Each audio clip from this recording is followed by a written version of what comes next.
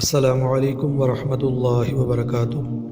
آج کی حدیث سے پہلے آپ کی خدمت میں گزارش ہے کہ آپ اس حدیث کو غور سے سنیں اور اس پر عمل کریں اور صدقہ جاریہ کی نیت سے تمام احباب کو فارورڈ کریں۔ حدیث پیش خدمت ہے۔ حضرت عطا بن یسار رضی اللہ تعالیٰ عنہ فرماتے ہیں کہ جب شعبان المعظم کی 15ویں رات ہوتی ہے تو موت کا فرشتہ ایک شعبان سے دوسرے شعبان تک مرنے والوں کا نام اپنی فہرست سے مٹا دیتا ہے، اور کوئی شخص ظلم، تجارت یا کوئی شخص عورتوں سے نکاح کر رہا ہوتا ہے، اس حال میں کہ اس کا نام زندوں سے مردوں کی طرف منتقل ہو چکا ہوتا ہے۔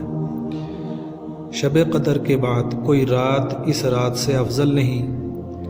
اللہ تبارک و تعالیٰ اپنی شان کے مطابق آسمان دنیا پر جلوہ افروز ہوتے ہیں اور ہر کسی کی مغفرت فرما دیتے ہیں سوائے مشرک، کینہ ور، قطع رحمی کرنے والے کے۔ کنز الاعمال، حدیث نمبر 4431۔